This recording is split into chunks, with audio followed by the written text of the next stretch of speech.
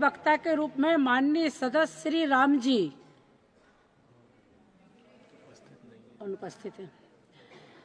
अगले वक्ता के रूप में माननीय सदस्य डॉक्टर अजीत माधवराव गोपछड़े। धन्यवाद सभापति महोदया। The immigration and foreigners bill 2025 यह विधेयक हमारे हिंदुस्तान की सुरक्षा, अखंडता, एकात्मता के लिए बहुत ही महत्वपूर्ण है। इसलिए मैं माननीय प्रधानमंत्री मोदी जी का और माननीय अमित शाह जी का और नित्यानंद राय जी का मैं तन मन से अभिनंदन करता हूं और धन्यवाद व्यक्त करना चाहता हूं। मैं ये विधेयक क्यों आवश्यक है ये बताना चाहता हूं सभापति महोदया। हिंदुस्तान में बहुत सारी ऐसी जगह है, बहुत सारे ऐसे शहर है, हैदराबाद है, मालेगांव है, भिवंडी है, ऐसे कई शहरों में मृत व्यक्ति ये अवैध घुसपैठियों के माध्यम से मृत व्यक्ति बोगस वोटिंग करते हैं। और ये जो बोगस वोटिंग का बहुत बड़ा जो षड्यंत्र है हमारे देश में, इन अवैध घुसपैठियों के माध्यम से ये देश विरोधी ताकतें बड़ी प्रमाण में मृत व्यक्ति बोगस वोटिंग करके फिर जाके घर को जाके सो जाते हैं। ऐसा ये मृत व्यक्तियों का ये षड्यंत्र बोगस वोटिंग के माध्यम से ये अवैध घुसपैठियों बहुत बड़े प्रमाण में, इसमें रोहिंग्या है, बांग्लादेशी है और बहुत सारे हैं। और इसलिए मैं नित्यानंद राय जी जो गृह मंत्री, राज्य मंत्री, इनका अभिनंदन करना चाहता हूं कि बहुत सारे असामाजिक तत्व, राष्ट्र विरोधी ताकतें ऐसी है जिन्होंने अपना माता पिता का नाम ही वोटर लिस्ट में लिखते नहीं है, माता पिता का नाम वोटर लिस्ट में लिखते नहीं है। इसमें ज्यादा से ज्यादा बांग्लादेशी और रोहिंग्या घुसपैठिए बहुत बड़े प्रमाण में मिल गए हैं। एक आदमी सरकार की अनेक योजनाओं का लाभ ले रहा है, बोगस वोटिंग तो कर भी रहे हैं, लेकिन हमारी सरकार का लाभ भी उठा रहे हैं। ये अवैध तरीके से रहने वाले ये बांग्लादेशी और रोहिंग्या ये हमारे हजारों संख्या में है। इनको, ये हमारे लिए लोकतांत्रिक प्रणाली को बहुत बड़ा खतरा है। हिंदुस्तान की अर्थव्यवस्था पर ये घुसपैठिए एक बहुत बड़ा बोझ बन चुके हैं सभापति महोदया।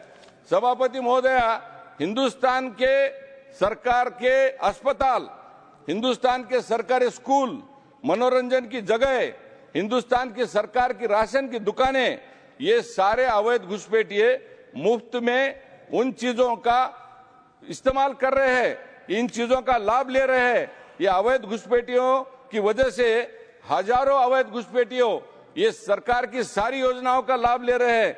इसकी वजह से हमारी अर्थव्यवस्था के ऊपर बहुत बड़ा बोझ बन चुका है। इस माध्यम से ये लोग अनैतिक गतिविधि, राष्ट्र विरोधी षड्यंत्र ऐसे भी रचे जा रहे हैं। यह विधेयक हमारे हिंदुस्तान के आर्थिक सुरक्षा के लिए बड़ा खतरा बन चुका है। माननीय सभापति महोदया, Tata institute of social sciences और जेएनयू के द्वारा एक रिपोर्ट भी आ गई है। उसमें एक उल्लेख किया गया है, बांग्लादेशी एवं म्यांमार से आए घुसपैठियों की वजह से हिंदुस्तान में दिल्ली, मुंबई, कलकत्ता, बेंगलोर, मद्रास, इन जगह पे ये मेट्रो सिटी के सुरक्षा के लिए खतरा बन चुके हैं। अभी जांगड़ा जी ने एक बोला था, बहुत अच्छा है, मैंने उनका अभिनंदन करता हूं। मिजोरम और मणिपुर के बारे में उन्होंने कहा है। ये तो समस्या देश के लिए क्यों गंभीर खतरा बन चुकी है। ये लोग, ये बांग्लादेशी, रोहिंग्या म्यांमार के बाउंड्री से, बांग्लादेश के बाउंड्री से आकर तस्करी, दस्तावेज, जालसाजी, मानव तस्करी ऐसे आपराधिक नेटवर्क बनाकर अवैध गतिविधियों को ये सारे लोग बढ़ावा दे रहे हैं। मैं सांसद हमारे जांगड़ा जी का अभिनंदन फिर से करना चाहता हूं कि उन्होंने बोला है मणिपुर के बारे में, और मैं इस कड़ी को आगे बढ़ाना चाहता हूं। ये रोहिंग्या और बांग्लादेशी जिन देशों से इस मणिपुर में आए हैं, उन्होंने अवैध घुसपैठियों के माध्यम से वहां पर नशीली चीजों की खेती उगाने का काम अवैध दृष्टि से चालू किया है।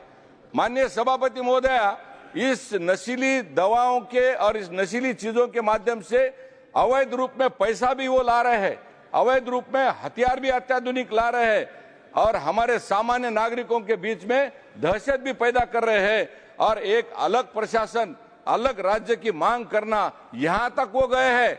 इतनी मर्यादा भंग करके ये लोग अलग हमारे देश में रहते हुए, हमारे ही देश में रहते हुए ये लोग आकर अलग से राज्य मांग रहे हैं। ये शर्म की बात है। ये जो विधेयक लाया है गृह मंत्री जी ने, मैं उनका अभिनंदन करना चाहता हूं। उन दहशतगर्दियों को, उन अवैध घुसपैठियों को ये सबसे बड़ा करारा जवाब है। ये मोदी जी का करारा जवाब है, ये माननीय अमित शाह जी का करारा जवाब है। अरे हमारे देश में रह के हमारे खिलाफ, हमारे हिंदुस्तान के खिलाफ अलग राज्य की मांग करना ये किस दृष्टि से शोभा देता है।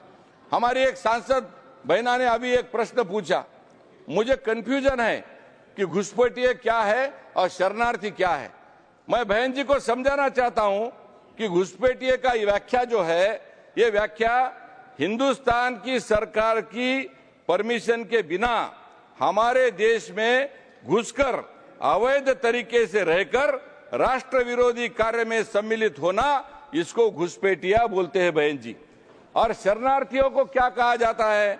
शरणार्थी को यह कहा जाता है कि हमारे सरकार को हाथ जोड़कर विनती करके हमें आपकी पनाह दो बोलकर आके हमारे आश्रय में आकर शांति से और ईमानदारी से हमारे इस भारत माता की, इस देश की सेवा में जो समर्पित होता है, उसको हम शरणार्थी कहते हैं।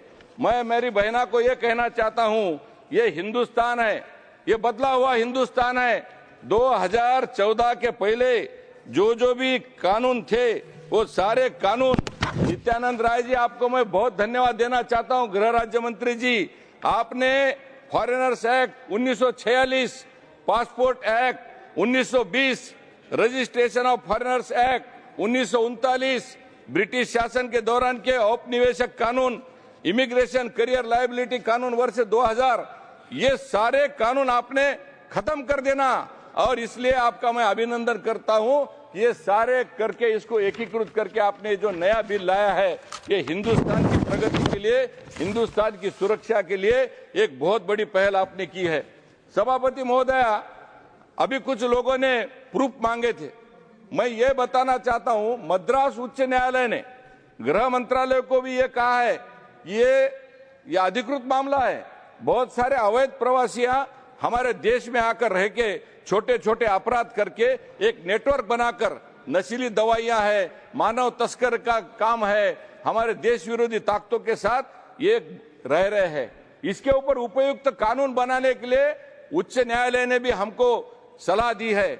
उस उच्च न्यायालय का भी हमने सम्मान करना चाहिए।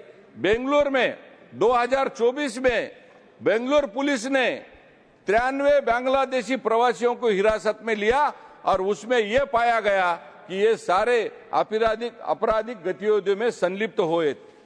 सभापति महोदया, इससे बड़ा प्रूफ क्या चाहिए?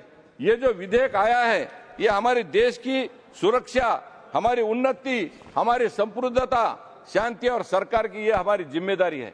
हम किसी को रोकने के लिए ये विधेयक नहीं ला रहे हैं, बल्कि चाहते हैं जो भी लोग आए वे हमारे देश के कानून का पालन करें। अभी हमारे मित्र ने बताया, अस्पताल, शैक्षणिक संस्थाएं, विदेशियों की उपस्थिति की सूचना देना बहुत ही अनिवार्य है। यह कानूनी रूप से बनाया जाने वाला एक सबसे बड़ा विधेयक है। इसके लिए मैं माननीय मंत्री जी का मन से मैं अभिनंदन करना चाहता हूं। माननीय मंत्री जी, आपने ये जो विधेयक लाया है, इससे मैं आपका अभिनंदन इसलिए करना चाहता हूं कि यह विधेयक केवल राष्ट्रीय सुरक्षा को मजबूत नहीं करेगा, तो यह हमारी शिक्षा, हमारा रिसर्च, संशोधन, हमारे जो विदेशी व्यापारी, हमारे चिकित्सा यात्री यानी मेडिकल टूरिज्म, विदेशी पर्यटन, इसकी वजह से हमारे देश की अर्थव्यवस्था मजबूत करने का, हमारे राष्ट्र को समृद्ध करने का वैश्विक स्तर पर यह हिंदुस्तान आगे जा रहा है। इसके माध्यम से हमारी अर्थसंकल्प जो है, हमारा जो अर्थसंकल्प जो माननीय मोदी जी ने महासत्ता का जो सपना देखा है, इसके माध्यम से हम वैश्विक स्तर तक जाने की बात इस विधेयक के माध्यम से हम कर रहे हैं। यहाँ पर बहुत सारी चीजें बताई गई है। इसमें अवैध प्रवेश पर कठोर दंड देना, बिना वैध पासपोर्ट या वीजा के भारत में प्रवेश करने पर 5 साल की कैद और 5 साल तक का जुर्माना है। जाली दस्तावेजों का उपयोग करना है, वीजा शर्तों का उल्लंघन करना है। परिवहन कंपनियों को देखिए, इसमें यात्रियों को बिना दस्तावेजों के ले जाने में उनके ऊपर भी भुगतान और जुर्माना लगाना है। अवर्जन अधिकारियों को बिना वारंट के गिरफ्तारी करने का अधिकार प्रदान करना है। मैं माननीय माननीय गृह मंत्री जी का और प्रधानमंत्री जी का मैं मन से अभिनंदन करना चाहता हूं। माननीय सभापति महोदय, यह विधेयक केवल कानूनी सुधार नहीं है, बल्कि भारत की सुरक्षा, भारत का भविष्य, इसके लिए एक महत्वपूर्ण कदम है। मैं विपक्ष से भी आग्रह करना चाहता हूं, इस विधेयक को राजनीतिक चश्मे से मत देखो, ये राष्ट्रहित के चश्मे से देखो, इसको राष्ट्रीय विचारधारा के माध्यम से देखो और ये राष्ट्र के संरक्षण के लिए, राष्ट्र के प्रगति के लिए, भारत माता की प्रगति के लिए, हमको महासत्ता बनाने के लिए आओ हम सब जन मिलकर, विपक्षी और हम सारे सत्ताधारी मिलकर इस विधेयक का समर्थन करेंगे, जिसकी वजह से हमारे देश की सुरक्षा को बहुत बड़ा मदद होगा, हमारा देश सुरक्षित होगा और ये बाहरी जो आतंकवादी हमारे देश में आकर रहने की जो कुचेष्टा कर रहे हैं, उसको कुचलने का समय आ गया है। मैं चाहता हूं आप सब लोग, हम सब सदन के सारे लोग एक साथ मिलकर इस भारत माता की सेवा के लिए इस सुरक्षा विधेयक का समर्थन करें, यही आपसे विनती करते प्रार्थना करता हूं। धन्यवाद, नमस्कार। अगले वक्ता के रूप में माननीय सदस्य श्री मस्तान राव यादव बीड़ा, 3 मिनट का समय। Thank you madam.